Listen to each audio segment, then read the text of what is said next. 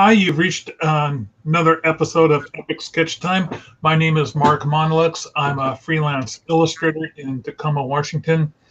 I like to do cartoon reviews of movies, and you can find that on my blog. And you can also subscribe to the email link, which should be in the doobly-doo. I keep promising to put it in the doobly-doo. I'm honest.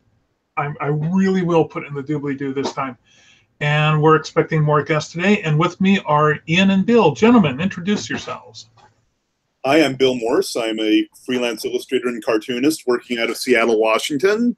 And I also do a webcomic called Rhapsodies, which can be found on rhapsodies.wpmorse.com. And my name is Ian Castrita. You can find out all about my stuff over at unfedartist.com. I'm a cartoonist, illustrator, and graphic designer working out of Tempe, Arizona. And what will you gentlemen be working on today? I am currently working on my current portfolio work on progress, which I've been working on for the last couple of weeks, which is this Sasquatch listening to campfire stories. I'm almost ready to consider the line art done and start with the color. At the moment, there's a few bits where I think I want to move it out, work on some space to its direct right. Otherwise, other than wanting to, and also I still need to work on the fire. And I am just working on another comic strip for my website, which for this past few months, I've actually been building a backlog of comic strips just so when I start releasing them, I can do it on a regular basis instead of, constantly apologizing that I didn't get out the strip on time, which seems to be the thing that happened to me last time I was doing this. So my game plan is to have hopefully a couple months of backlog and then try to release regularly.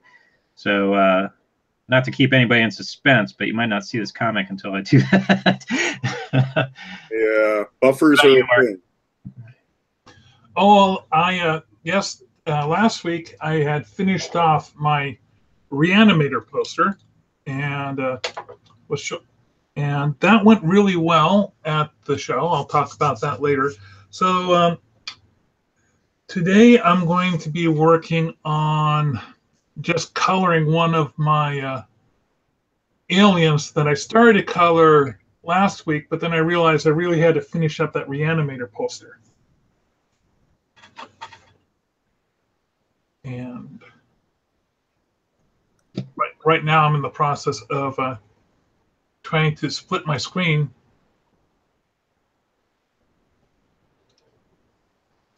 Did a little bit of work earlier today. It's always nice to get real work.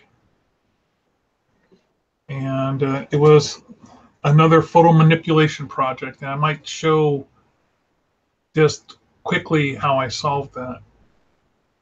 As soon as get this screen figured out.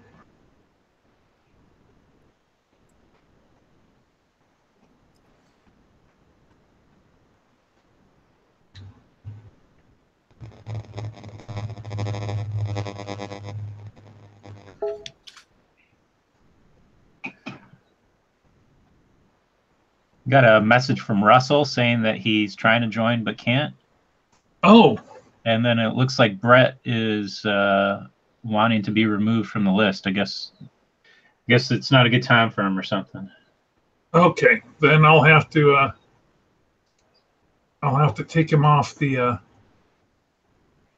email list. I used the same email for notifying people as I do for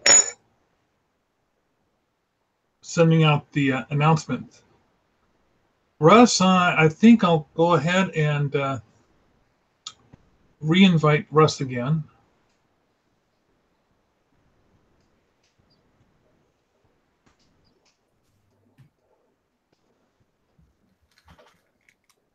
Daddy. I lost again. Yeah. Hello. Hello. Hello. Can you hear me? Yes, we can. All right. Finally. Long time no see. Here. Yeah, been pretty busy.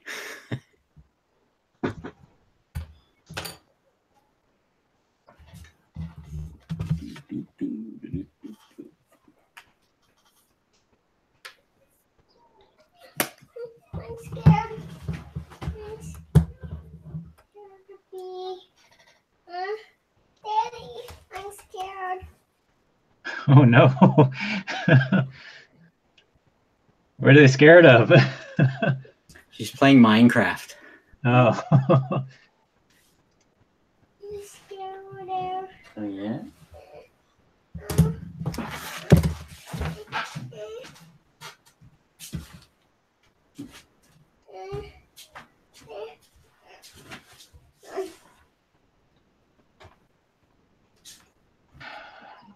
I know Minecraft has zombies. What's the other thing that it has? It's can't remember. Inside. I'm scared. You are? Okay.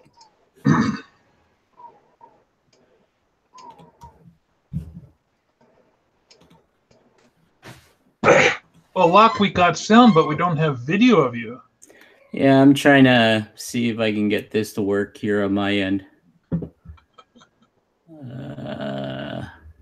I'm in a temporary location getting basement renovated this month. Oh, that sounds like a lot of fun. Oh, I'm not doing it, so I know it's Well, I mean, just fun for you to go through a renovation and having it all redone for you.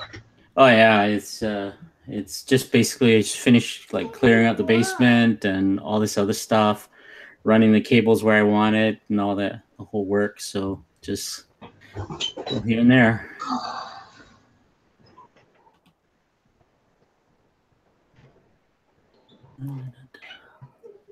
Daddy, I'm scared with this one.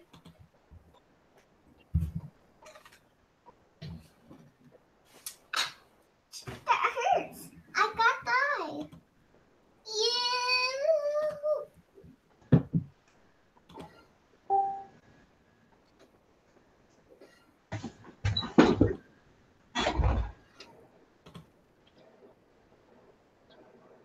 I'm stuck. Daddy, I'm stuck. I'm enthralled. He's stuck. Daddy, where am I? Where am I? Yeah, if I didn't know that your child was playing Minecraft, this would be a very creepy episode of Epic Sketch Time. It's just like, do we hire an exorcist next time? I mean, what's going on?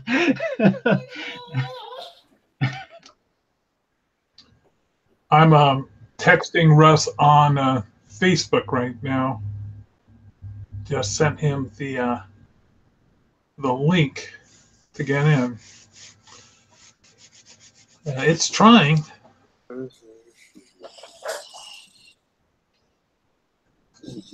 He was able to get in last week by constantly pounding on it over and over and over again.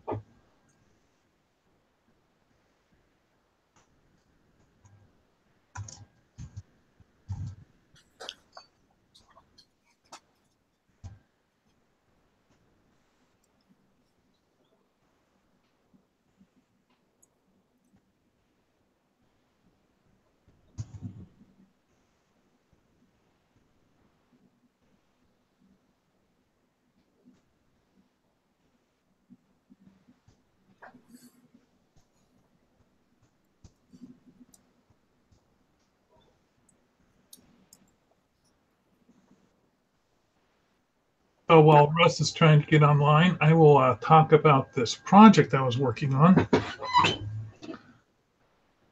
So when my client gave me a couple of photos, and I'll show you what those look like.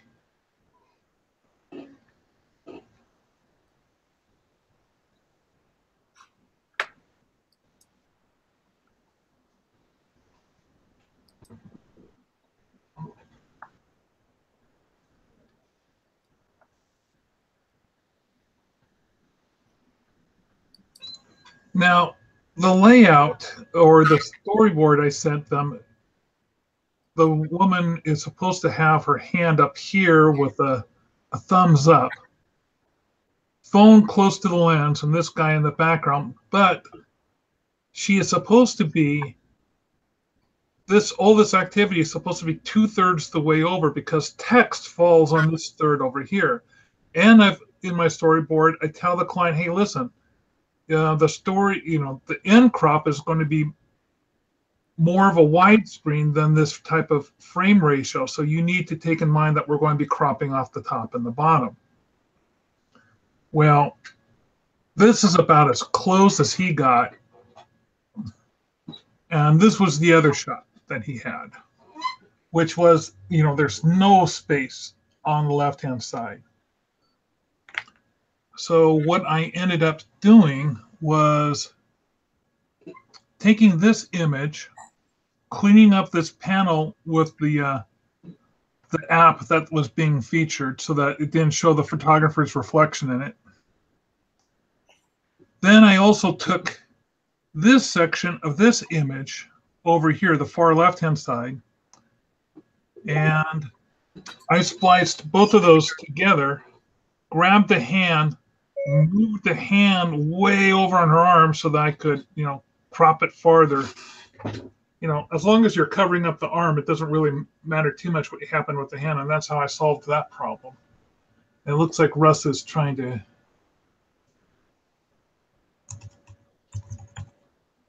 Russ is still not getting in.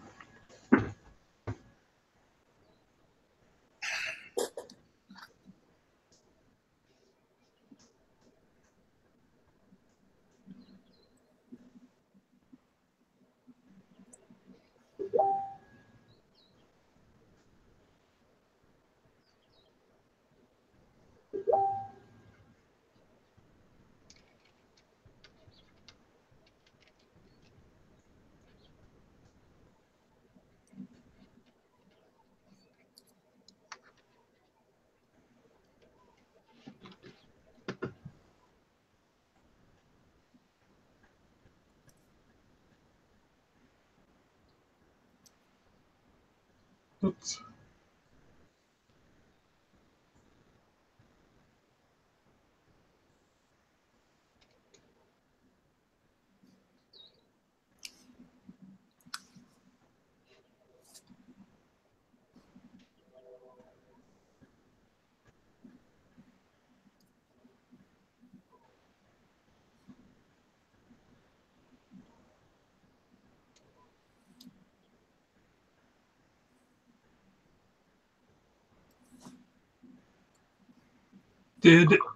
Russ apparently is not getting any of the emails that I've been sending him with the invites. So I'm wondering if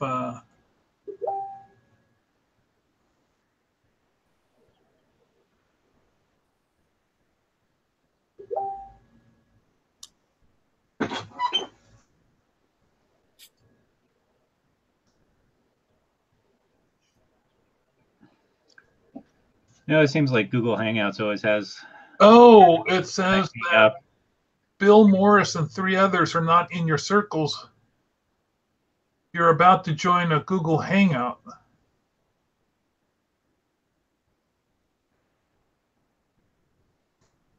Do you guys get a message like that and then you have to click on something? Yep. I've done it every time. You just have to agree to it. Oh, okay. I pretty much just go in through the email, so I haven't noticed it.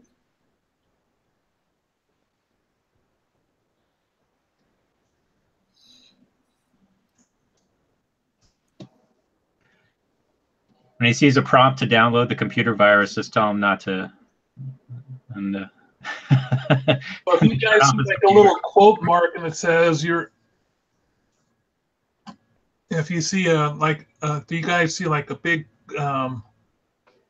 quote colon and then underneath it says Bill Morris and 3 others are not in your circles, you're about to join a Google Hangout on air? Yep. And then how do you I think it just, there's either a checkbox or something, but you basically just say, yeah, I'm okay with that. Yeah, I thought he's not. He showed me the screen, but I'm not seeing a checkbox on his screen. There's no like acceptance or anything, like no agree button. Not that I can see. Oh. Well, all the times that I've had problems with Hangouts, I always just reset my computer and it seems to work. I don't know why that's a good answer, but it's a possibility. Do you mean reset your browser? No, the whole computer. I mean, he can try the browser reset. I mean, that take the least time, but yeah, I mean, not to get too technical. I know this is a show about drawing and everything, but it's I mean, if he's using like a Chrome browser, it could be some of his plugins that he's using. So I mean, there could be a lot of reasons why he's not seeing that button.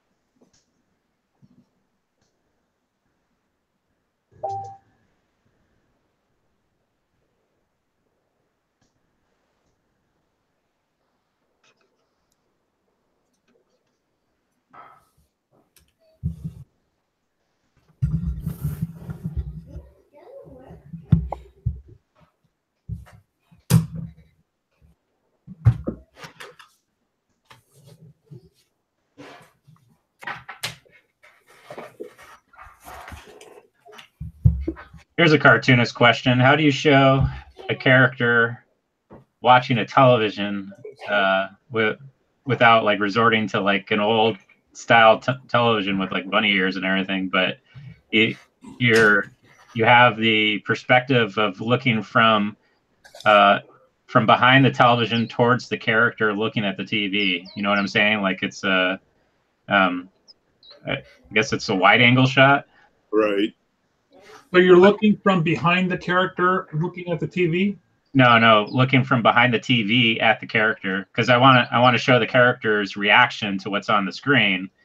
But I mean, televisions nowadays, they're just big black squares, right? So I generally go with the lighting, having a bit of a lighting effect to show that it's projecting something. I do black and white line art for the most part. So let's see. Yeah, I'm trying to. One of the is your character wearing glasses by the chance? Ooh, that's a good point. No, he's not, but I like that. If he was wearing glasses, then you can have a bluing green widescreen in the reflections of both glasses. Yeah. But the easiest way is to have him holding a remote. Yeah, I guess that's what I'll have to do. All right. And then there's also just acting in your part, having the figure lean into it. Yeah, I think I'm going to get a little detailed with the TV too. I'm going to like show like wires coming out of it and vent ports and stuff. I mean, usually with cartoons, you want to try to go a little simple, but I think in this case, I probably want to get a little detailed. Maybe I'll show some like HDMI ports or something, so it at least looks like a monitor of some sort.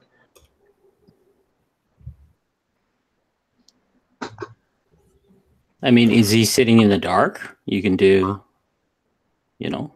Like if it is a black, you're doing a pen and ink.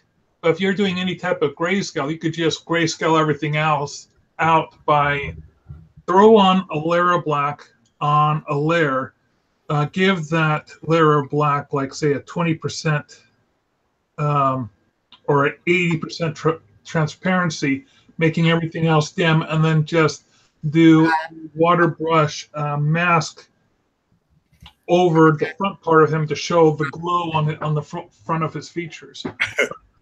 But that's a lot, you know. I personally think that's a lot of work, and I would just draw a remote. No,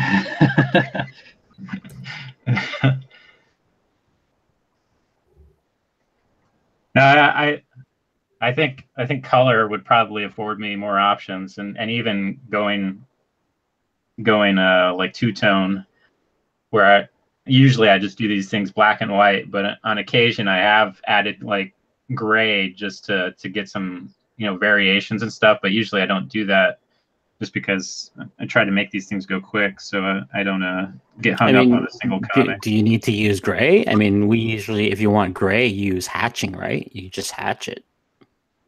Yeah, I could totally hatch, but it it kind of conflict with the style that I've established Oh, with I see. Okay. the comic. But yeah,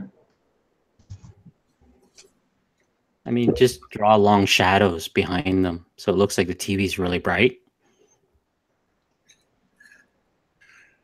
yeah, that's another good point.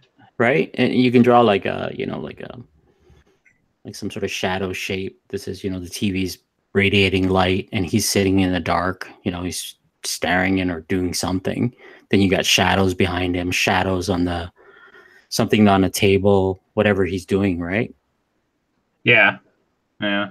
And then you get, part of a picture frame in the back or something like that, just to indicate that this is what the TV's radiating. I remember sitting at a panel during I think it was San Diego Comic-Con, and one of the cartoonists was talking about this exact problem. He's just like, like it used to be all I had to do was draw a square with a V on top of it and two little like dots on the end of each stem of the V, and I had a television, and that was it. And now a TV is just a black square, and it's just like, is that a picture frame? Like, what is that? There's no way to automatically. What you could do is a lot of these are smart TVs now and have like a little Chromecast device plugged in the background. Yeah, that's kind of what I'm doing right now. I'm putting wires and stuff. Just have a little device plugged in and maybe some wires coming down.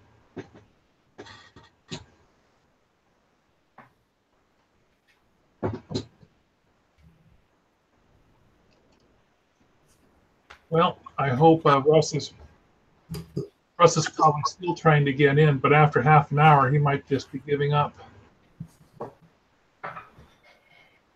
He had some difficulty. It always seems to be a problem to get in here. Has anyone else used Zoom? I've heard of Zoom, but no. Yeah, I have clients that use Zoom, and I would suggest Skype, but I know that Skype doesn't allow everybody to share screens. I'm told that Zoom does allow to share screens, so I'm thinking about maybe giving that a shot next time. And what I'd really like to do is test try it with a couple different people before then, but aside from Bill, there's not many people I can call on a regular basis that aren't busy with their day job all the time. Yeah, it's been getting pretty hectic for me. But if you give me some forewarning of like, do any of these times work, I might be able to fit it in. But really, all you need is just two people just to see if it works, right? Yeah, but like if you use Skype, you got to pay for the business thing because that's the only way you can actually have multiple. Otherwise, Skype's for free if you call one-to-one. Yeah, and you can do multiple, but the problem is with Skype is that even if you're doing multiple, they only allow for one screen share access. Yeah.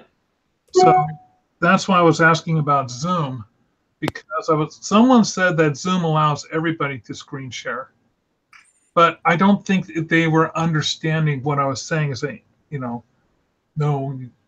really, I want everybody sharing their own screen at the same time. And so far, Google's the only one that does that. I think I made it in. Oh, hey! Yeah. I had to delete all my cookies and refresh all this stuff. There was quite a few hoops to jump there, but I made it in. Russ, we've all introduced ourselves, so why don't you give us your name, your business, and the project you're working on today? Sure. I am Russ Richards. I am a freelance illustrator / animator. And you can find me at Russ Richards Art. And I think today I am going to be doing some fan stuff, some Princess Peach action. So that's what So yeah. Who else we got in here today? Well, there's me. We saw each other earlier. Of course.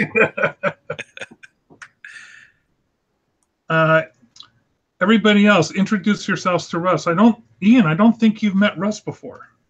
No. My name is Ian. I'm an illustrator, comic artist, and graphic designer working out in Arizona. Nice. And you know Bill. Of course.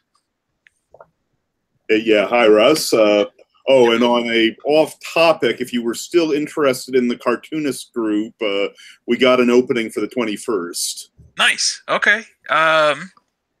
Let me check and see with my schedule, make sure I don't have an event that day. Okay. Is that April 21st or? That's correct. Okay.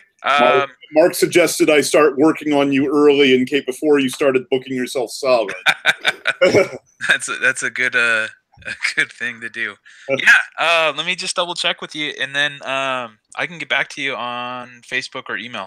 Fantastic. Yeah, that'd be awesome. April 21st, he won't be able to do it. No, what's going on? Oh, wait. We're doing WenCon. That's right. I will be at Wenatchee. Okay. Okay, well, it was worth a try. Of course. However, he's available in May, I think. I don't think he's got anything planned on the 19th. Right. Are you his secretary, Mark? Yeah, I know, right? Thanks, Mark. Thanks for keeping me. Tell us more about Russell, Mark. Go ahead. Right.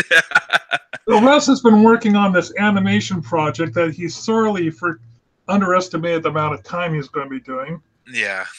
I undercharged for it, too. Like, way undercharged. That's okay. Okay, I'm going to have to tell you about my revision clause. Yeah? Yeah. Okay. This is for everyone out there. This is the famous Mark Monlick's revision clause. Now, in my contracts, what I'll do is I will let the client know that while I don't charge by the hour, I do estimate how long a project will take me. I have to. Everybody has to. It's just part of figuring out the scope of the project. Okay. And what I'll do is I'll say, I plan on I'll let you know when I've used up 85% of the allotted time that I've put on this project that I anticipate. I will let you know when I've used up 100% of the time. I will even go an extra 15% more beyond the allotted time. However, the moment I go beyond that, then I know that this project has exceeded the scope of what we agreed to in the contract, because I'm really good at figuring out prices. And if it has exceeded the scope, then I go back to that endpoint, and my hourly, which is my highest fee, which is $200, is then applied for each hour. Oh. And ever since I've applied my revision fee, I've only had in the last 20 years 2 projects that I've gone over budget on. Okay. And the client's paid for it because I let the client know, hey, you're using up this time. And I also let a client know really thoroughly, how many, it's in the contract, how many thumbnails, how many comps, how many types, or how many types, how many revisions are allowed for each one of those stages. And I also get on to the client saying, and you have between 12 and 24 hours to respond. Anything farther than that, and you're exceeding the allotment, and that hourly is going to be a charge to you because you're slowing me down. Ooh, You're okay. slowing me down, then that means the project's going to be slowed down, and my next client who's right after you, I might have to be leaving to go out of town to do another project. This project has to be done on schedule and on time because I've got other clients.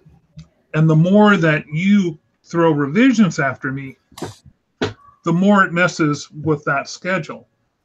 And I'll be flexible with you. If we spend less time doing thumbnails, and I do less thumbnails for you, then I'm going to apply that time to the next stage. But if you start gobbling things up with revisions early on, then I'm going to let you know right away that you're already out of line. I think that the issue with my stuff was it was my first client that I've ever had in this world of freelance that I've just now entered into. So I guess you live and you learn, right? The next time, I'm going to tell you something that a friend of mine, when I was first starting out freelancing, take whatever estimate you put in your head that you thought was going to be appropriate and fair to the client and fair to you. And the moment you have that number locked in your head, without even thinking about it, triple it. Okay. Because even then, you're going to be on the low side. Wow. Because you do not know what the hell you're doing. Well, It's yeah. sad, but that's really true. Yeah. Agree. And I did that the first time I did that. This was, back in the 80s. I get a call from a television station. And they said, oh, we need a series of 6 cartoons done. And I thought about what would be fair and what would be good to be used for these 6 cartoons that would be used as like little commercial breakaway shots. It was for the Almost Live show, which if you're from Washington State, everybody knows what the Almost Live show was. Well, that is how I measured the progress of my assimilation when I first moved out here. And they said, and so I thought I came up with a number, and before I quoted it, I immediately did what the guy suggested, and I tripled it, and they went, oh, I don't know. We only budgeted X amount, and the X amount they said was like $50 less than what I had budgeted, what I had quoted. Oh. And I went, oh, well, I like working with you guys, and sure, okay, I'll go ahead and take it for, $50 less. But even then, they still got a complete deal off of me. I still should have earned 3 times as much more than that. Wow. Because that's how poorly TV stations do not do work for a TV or a radio stations. They do not pay well. Good to know. Has anyone else done any work for TVs and radio stations? No. No, I've only worked for like corporate clients, and well, so far I have an educational client that's coming up, and that's been really difficult to kind of wade the waters on that one. But so far, corporate clients, I mean, they either can afford you or they can't, and sometimes they have like a lot of hoops for you to jump through, but depending on the size of the company, it's like the smaller the company, usually the better off you are, because if you hit that sweet spot of working with the fewest amount of people possible, but they actually value your time, and they've shopped around and decided on you, they'll actually pay you what you're worth. It's a really good situation, I've found. So I like the really big conglomerates because they just don't care. They've got the money and they're willing to spend it. Yeah, the one time I did that, it was pretty lucrative, but they were definitely. I was pretty much given their contract and told, that this is how it's going to be. And at the time I was young and wide-eyed and eager to please. So I was like, sure, But now I kind of hesitate to give up all those rights, because it was all work for hire stuff, which a lot of corporations are. All you have to do is just come up with what you think would be an appropriate work for hire price and charge it. That's what I do.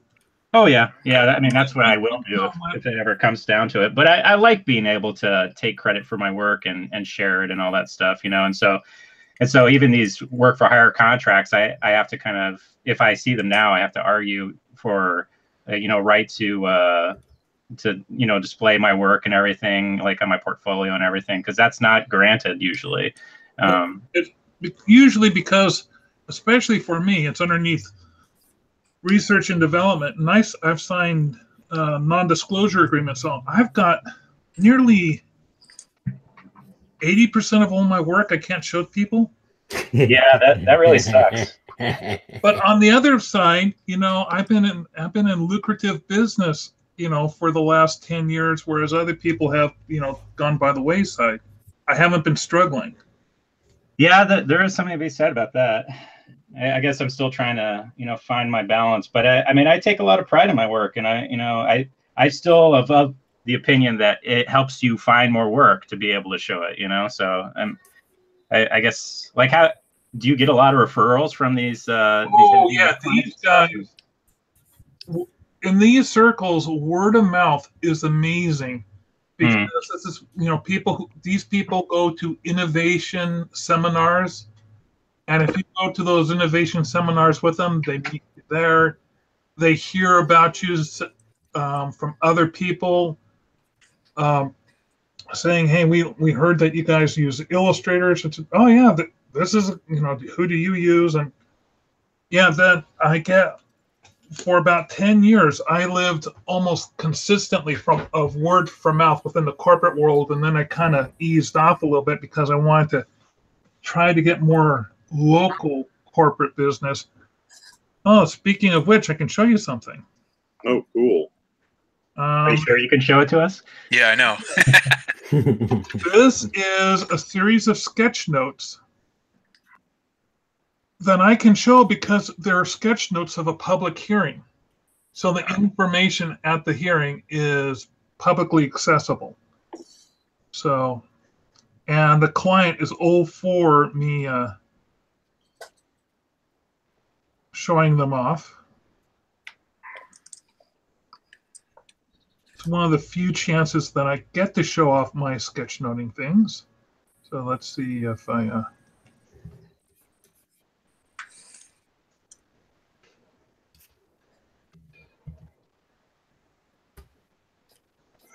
I think I have seen some of your stuff. Didn't you show it during that guild presentation that we did? Maybe. Did it look like this? Yeah, kind of looked like that. I really like this stuff. This is a cool gig that you got. Yeah. So this is the second stakeholder meeting. A lot of these elements were actually done on different pages first, and my client took great liberties in saying, "Hey, can you move this around to this page and move this to this and add this particular element?" And a lot of people, when they get my sketch notes, they treat them like sacred art, and they don't ask me to move anything. Huh.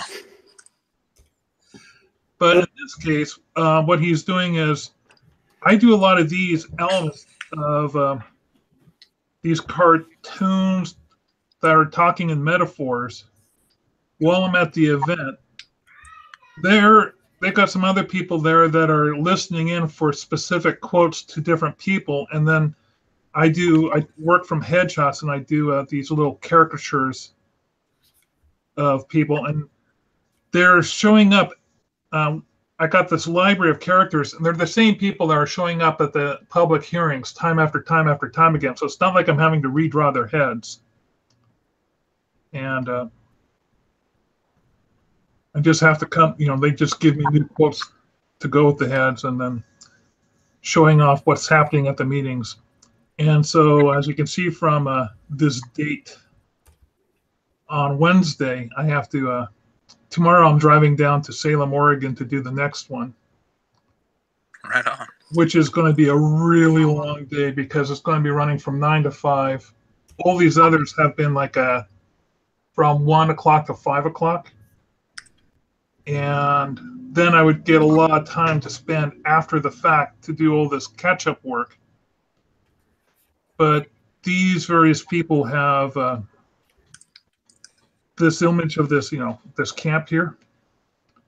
They broke these guys down into different special interests for the groups. And each one of these guys is doing like a 10 to 15 minute PowerPoint presentation with a 15-minute Q&A after it. And then I have to capture that in sketch notes. So it's going to be a long day. That's At least it's just drawing. You get to draw all day. That's kind of fun, right? yeah, I get it's like being at a playground. I just draw all day long and capture what I hear in a way that I think makes sense. Yeah. So, how many of you guys? Oh, Russ, you'll recognize this guy. Yes. you gotta put a Coke in his hand That or was like a the one McDonald's from logo in the Mac and Me, background. right? Pardon me, Bill. That was the one from Mac and Me, right? Yes, this is from Mac and Me. Yep. And I seem to recall you complaining about it, putting this in your, even by schlock standards, pretty down on the bottom.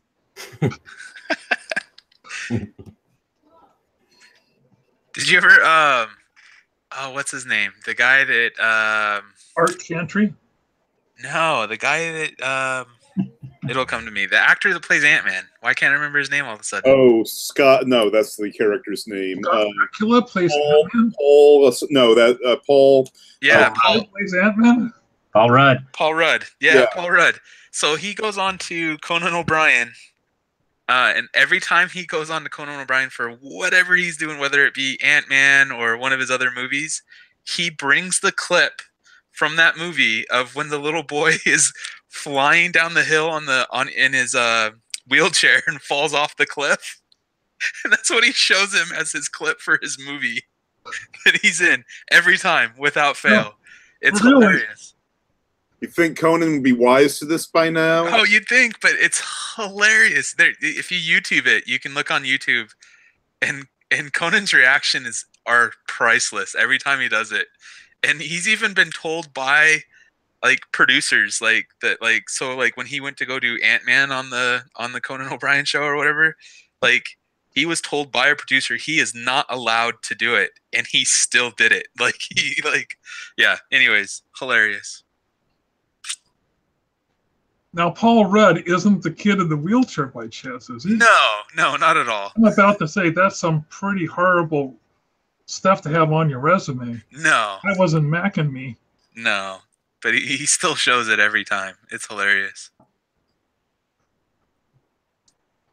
The only ET version knockoff that was worse than Mac and Me was a Spanish thing called the Pod People.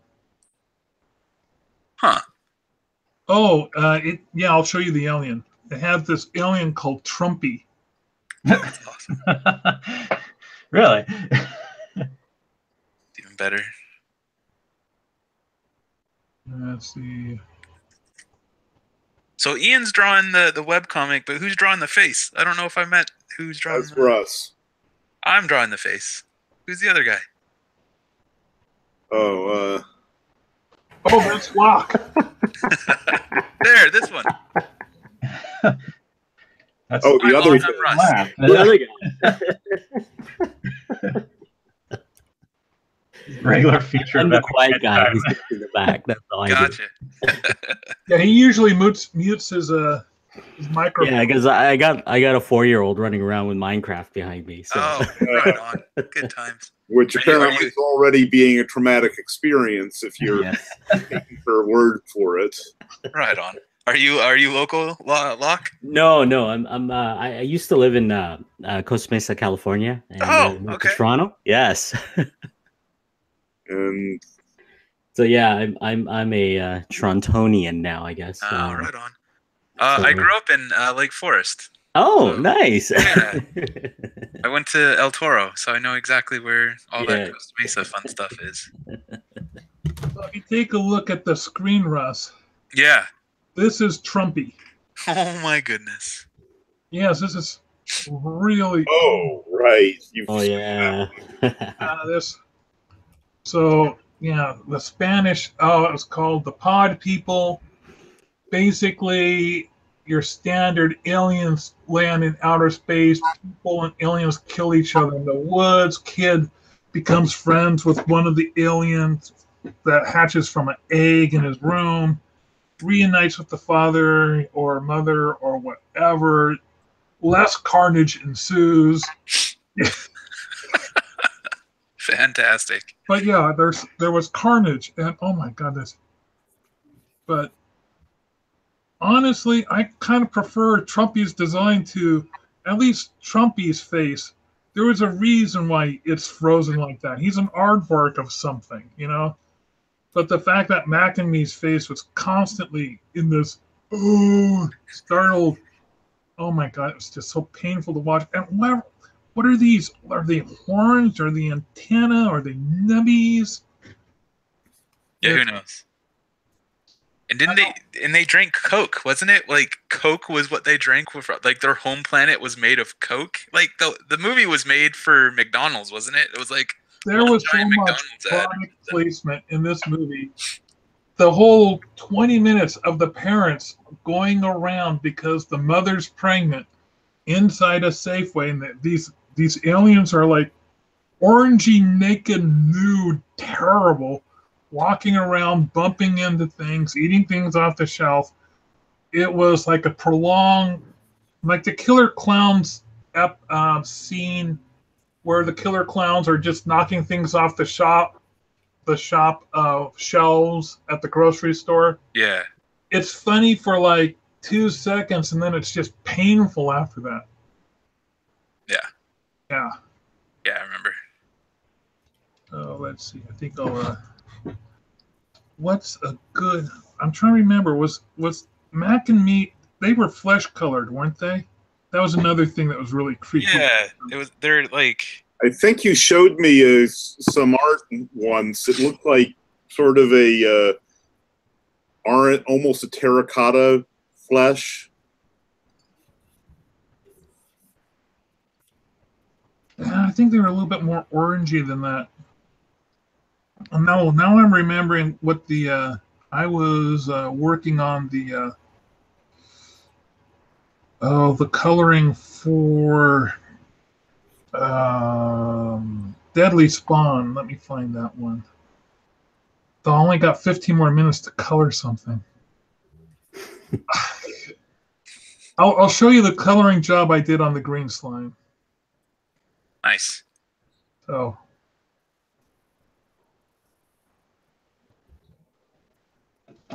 here's my end artwork of the main figure for the green slime.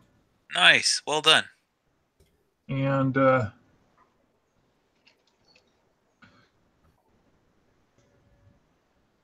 what I did was, let's see, how did I build this? I have a green with the yellow, then a tinted yellow over the top, top of that. I did some tinted reds. Then I did some reds on the tentacles that were masked with blends. Then a little bit more yellow in the eye. Then I added some a tint layer of just whites that I knocked down the opacity. Then a tone layer of just black that I knocked down the opacity. And that's pretty much, I like to do a tint layer, a tone layer, and maybe some accent colors. And I think this guy came out looking really good. If I can get the others to look this good, that'd be great. But like I am suffering, absolutely suffering on the coloring job I'm trying to do for Bad Taste. Oh, you have bad. I didn't know you did Bad Taste. Yeah, but I don't want to spend more time doing the coloring on it. Let me pull him up. So this is my initial color job on Bad Taste. And it's okay, but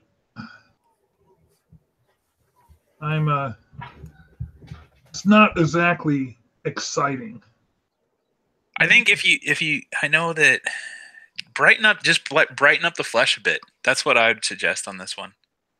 On the flesh? Yeah. I mean, I know you're trying to stick to continuity of the film and stuff on the color, but I'd almost give that skin color just a little bit brighter, and maybe that might help it pop a little bit. Okay, well, let's see. I got that going on this layer. Let me go into levels. Yeah. And try level. It looks like it's also a part of your lines. Oh, I just called that line. Oh, okay.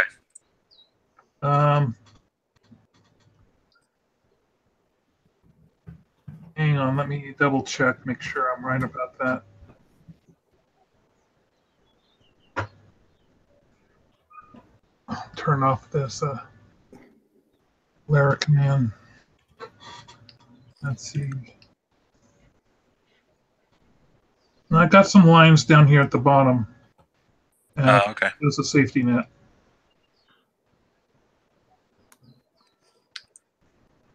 Okay, so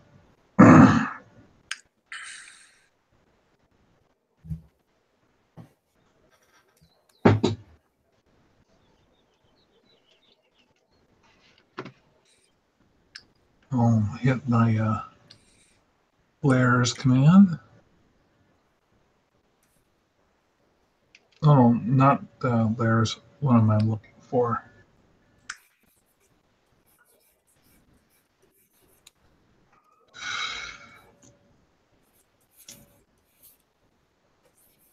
Levels. That's what I'm looking for.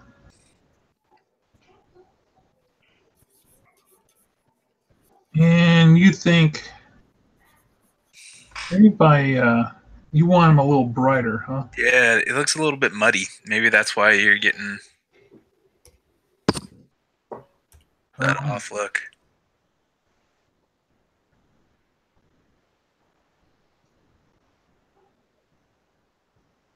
How's that?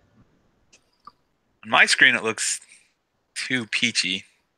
Okay.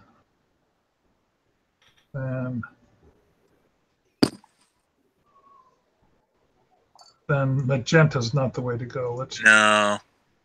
Let's try yellow. Yeah.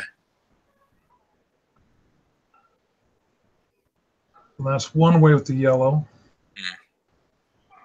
Let's go the other way. Oh, that's No, it's looking a little bit sickly. I don't know. It's starting to look a little bit brighter.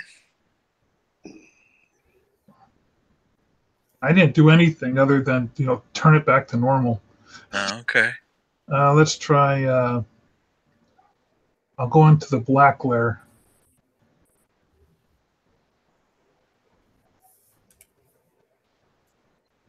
Now, see, everything else is reacting to it other than their skin. Now that's well, the lines are, but the lines I can change back on the coat. It's just I'm not liking that. It seemed to be the best of all worst evils, is because if I go like this,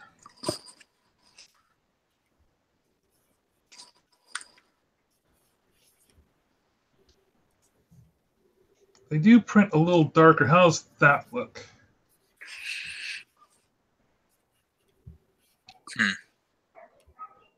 That's a shade. Yeah, well, a little too much. Go down a little bit. No, too much down. Come up. About like right there. Right there. Yeah. All I did was change the end thing here. I brought the lightness down just a bit. Yeah. Okay. I'll just live with that. Right on. I don't know. What does everybody else think?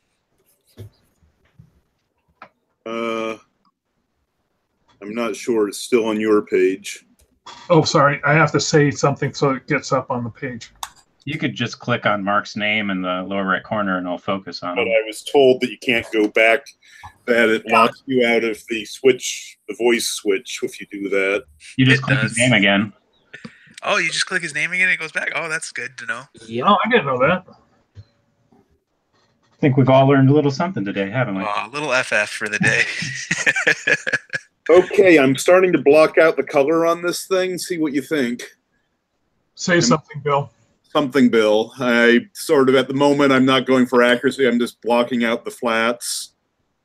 But at the moment, I'm mostly happy. Yeah, I'm digging it. That's pretty cool. I mean, at the moment, I think the challenge is the fact that the light source is right in between, so I have to make everybody relatively dark. Well, I think what you can do on the people, Bill, is color them first not worry about the darkness, put a tint layer over them, and create shadow after the fact. Okay. And that way you can get your skin tones and everything done without having to worry about the coloring. I would have, I like how you have the campfire's yellow. I would have the guy's shirt another warm color. Okay. I have their flesh warm color. Right. And then his, I would actually make the guy in the background having his shirt green to be more of a knockback to nature type thing, and having other blues. No, not his shirt. I meant his outer coat. Okay. His overshirt. I would have his overshirt a dark green, and make the two forefigures with light blues, Okay. or medium blues, and then have their jeans dark blue. And that way,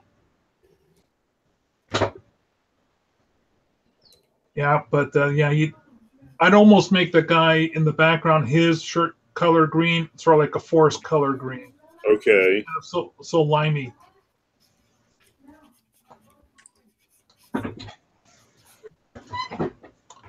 What do you guys think about the warm, cool? Because what he's got is he's got warm in the center, then cool going around it. The flesh tones are another, will be another warm circle. And then he's got all these neutral browns in the back, just knocking everything back. I think this is good original construction. Mm-hmm. Are you working with a color palette, Bill, or are you just kind of?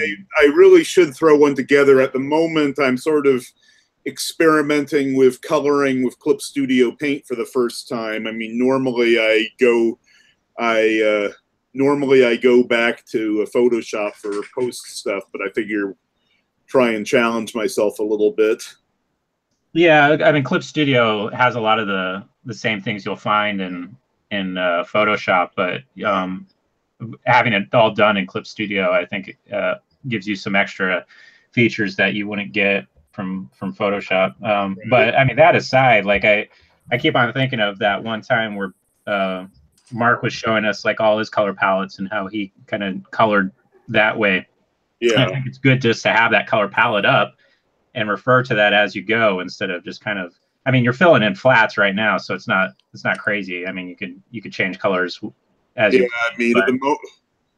Yeah, because I definitely half these colors, I'm sure I'll change completely by the time I get to them. But it's sort of at the moment, I'm just wanting to have everything colored. So then, I like working with my color palette because I don't have to think. I can just drop in some base quick colors that I know work well together, and then.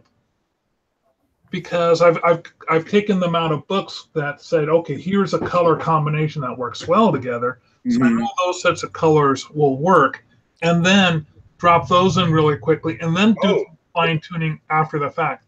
Oh, look at that face! Oh, that's gorgeous. Who's doing that one? Yeah, that's awesome.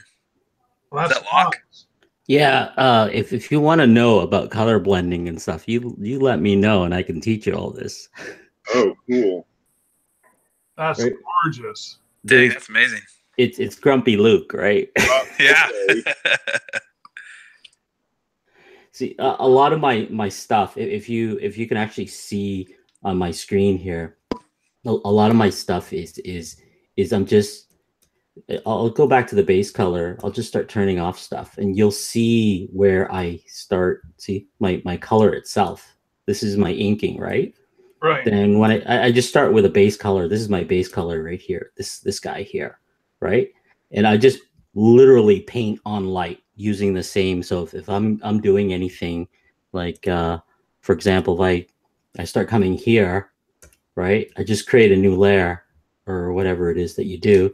Then let's say I go with some sort of, I'll go with a larger brush, and let's say I start, let's see. Here, right? So if you're just doing look at his palette. There you go. Right? I have my own color palette here, but I also have a set, like, right? You can import Photoshop color palettes and stuff, right? I like using the Copic, like Copic markers. These are the Copic markers color palette here. These are my Copic, right? Because I do have like deep tones that I use, right? But if anything, if I'm painting something like this, then if I want like lights or shadow, I always go down on my spectrum. Interesting, because I've Right? been beginning to fall more and more in love with the with Clip Studio, mainly for the do stuff from scratch. 5:30. Yeah. Scratch stuff and Yeah, a lot of the stuff. What happens is when you do the first layer, it's like you know how in Photoshop you have that lock transparency. yes, That lock transparency. What I do is in Clip Studio, it's got this clip layer below. Clicking on that, what happens is, like for example, I create a new layer and I touch that. It allows me to do the same thing, but this time it allows me just to mess with like if I want to do light, yes, you know, a light tone. See, I'm still like, even though I'm painting out here, you can see that it's not really out there. It's just that layer, right? If I like it, you know, I can still turn on and off or just blend it down. After I like with that, I just like, you know, just go blend down my layer and I keep going that way. That's one way of painting. Another way of painting is you should just go up here. Like, for example, if I want to do something with a darker something like this, and you can try like, you know, I always like playing overlay. yes, See how the overlay, you're blending stuff, right? And you can put layers and because I'm brushing, I can press as hard as I want and just keep going over, and that will give me the tones I want. As you can see, if you really look closely. Oh no, this. I'm glad to see you tell me stuff. It's interesting because I mean, Clip Studio Paint has so much good stuff. You start getting good at the basics, which are pretty much similar to Photoshop. That you don't think about it, but as great as that is, at the same time, you stop learning how to use it. If that makes any sense. Yeah, but again, if I turn this to black and white, you can see all the tones, right? That's really what this is. If you can see, it's just I'm doing just a little blue. You can see a little bit of blue because you know the shadows are blue, right? Mm-hmm. So you can see that in my artwork. Then as I start here, I have a spot color. So in other words, I just use the gradient. So you can see the gradient. Yes. Right. So I'm using the gradient and I'm masking in so I can say, oh, I want more of a yellow over the flesh, even though I started with base like a flesh tone, right? Like a brown, red kind of flesh tone. Then I've added shadows like that. Right. Then I start there. But see, you can see here, this here is a soft light. So if I do a soft light blend, right, I can do an overlay, which gives it a darker, richer, right? So it's really, then at the same time, like you can adjust the opacity too, right? Mm-hmm. Once I'm satisfied with the way it looks, you know, like for now, if you can see there's a gradient here I use when I use a saturated gradient that gives me like the edges because I'm using a yellow and I have a green on one side and a red on one side. The red gives it more of a richer tone, while the yellow, the green gives it more of a faded look. So you're going to see something like, then I start turning on other elements. You can see. So I'm adding colors. So it looks like, the background's reflecting and all that stuff. And all these little things here are just like a little white, soft, like, I don't know, like 80% white, just to bring that out a little bit, just over top. Then I just add the layer, add. And that's how you get that tone, right? Right. You get to a point where you're seeing stuff. Yep. Right. And that's why I like about Clip Studios. It is a paint tool. Photoshop is like, I use Photoshop every day at work for UX and UI. It's fantastic for that. But everything else, Adobe's starting to throw stuff into where every time I launch Photoshop, I got to wait 5 minutes for it just to. Yeah, because as I said, I got into starting using Clip Studio Paint because one, it was on sale, and two, all of the us comic geeks were going, yeah, it's a comic tool. And so at first I'm I'm using it, but I didn't have it, but I'm not using it and pretty much using Photoshop as often as much as I always did. And then I discover the real basic but totally seducing tool of Clip Studio Paint, which is straight lines, straight diagonal lines, which makes all the difference when you're doing backgrounds. And next thing I know, I'm drawing as much as I can on Clip Studio Paint and using Photoshop for post.